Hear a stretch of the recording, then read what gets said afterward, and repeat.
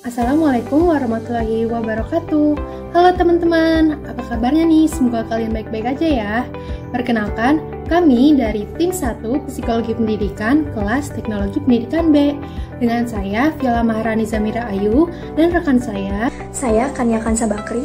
Saya Revi Mariska, kami dari tim 1 akan menjelaskan definisi ruang lingkup dan manfaat psikologi pendidikan. Adapun tujuan pembelajarannya yaitu tujuan umum. Adapun tujuan khususnya,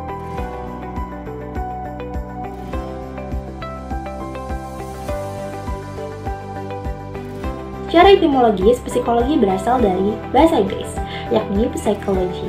Psikologi ini merupakan dua akar kata yang berhubungan dari bahasa Latin, yaitu psyche yang artinya jiwa dan logos yang artinya pengetahuan. Jadi dapat dikatakan psikologi adalah ilmu jiwa.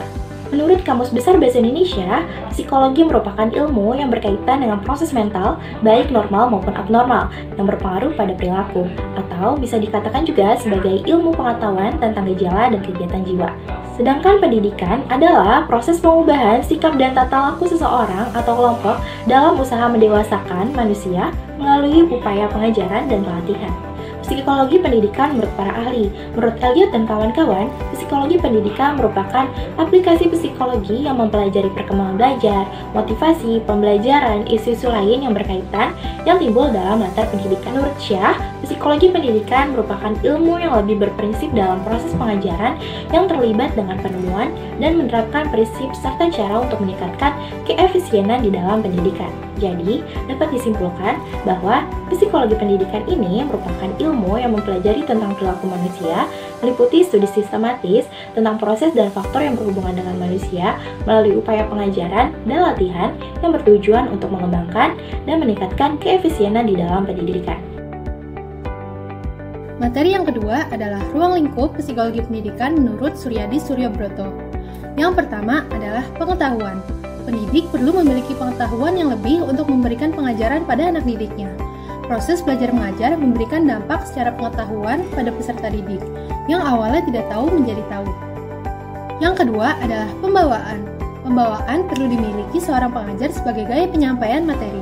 Konsep pengajaran selama berada di kelas untuk mengubah suasana yang akan meningkatkan kualitas hasil pembelajaran. Yang ketiga adalah pendidikan karakter. Karakter psikologi dibentuk dari budaya yang diterapkan selama masa pembelajaran oleh pendidik.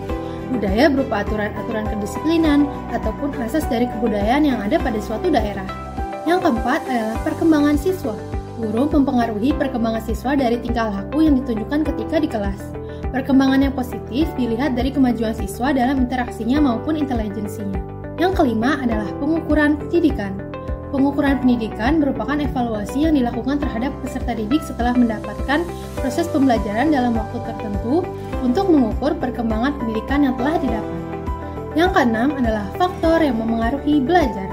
Situasi belajar sangat berpengaruh terhadap proses pembelajaran dan keberhasilan mengajar seorang guru. Faktor lain yang mempengaruhi belajar berasal dari dalam diri siswa. Yang ketujuh adalah transfer belajar. Pembelajaran dengan sistem dan interaksi yang positif dengan komunikasi yang menyenangkan menyebabkan anak didik menerima ilmu yang diberikan dan menyukai gurunya. Sikap positif yang diajarkan dan diterapkan selama di sekolah akan dimiliki oleh siswa. Yang kedelapan adalah proses tingkah laku. Proses pembelajaran interaktif akan memunculkan perubahan perilaku dan keterampilan yang melibatkan respon sensorik dan motorik. Yang kesembilan adalah ruang lingkup dan hakikat belajar. Hakikat merupakan hal yang mendasari dalam proses belajar. Hakikat dan ruang lingkup belajar mengacu pada proses pembelajaran seperti interaksi dan materi yang diberikan pada siswa.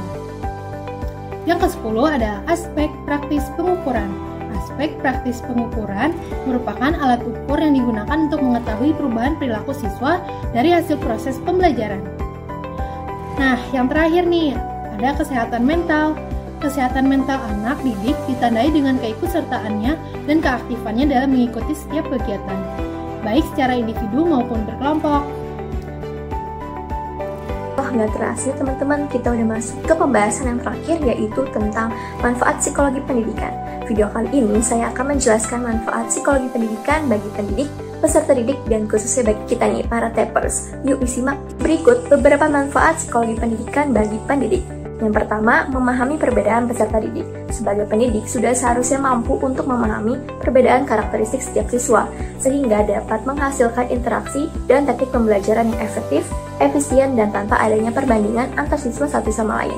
Yang kedua, memilih dan menciptakan strategi pembelajaran. Ketika guru berhasil menggunakan strategi pembelajaran yang tepat dan disukai siswa, maka suasana kelas dapat tercipta dengan efektif. Yang ketiga, memberikan evaluasi pembelajaran. Kegiatan evaluasi membantu dalam mengukur hasil belajar siswa. Psikologi pendidikan dapat membantu guru dalam mengembangkan evaluasi pembelajaran yang lebih adil. Yang keempat, penggunaan media pembelajaran yang tepat. Pengetahuan psikologi pendidikan bermanfaat untuk menentukan media pembelajaran yang tepat bagi peserta didik.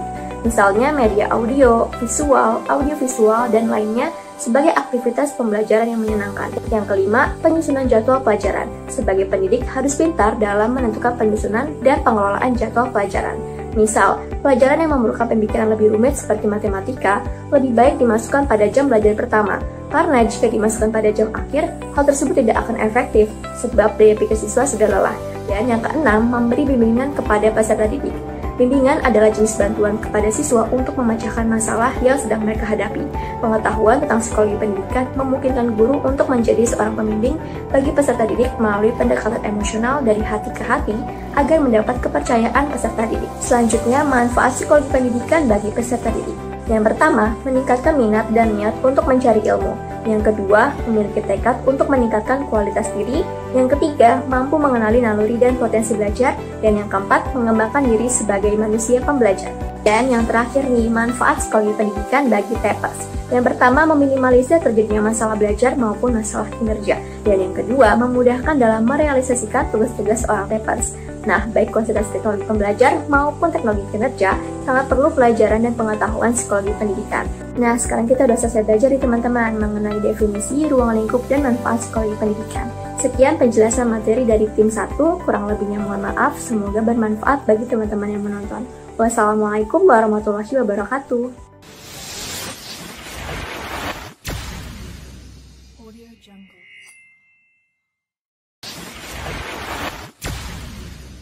Audio Jungle.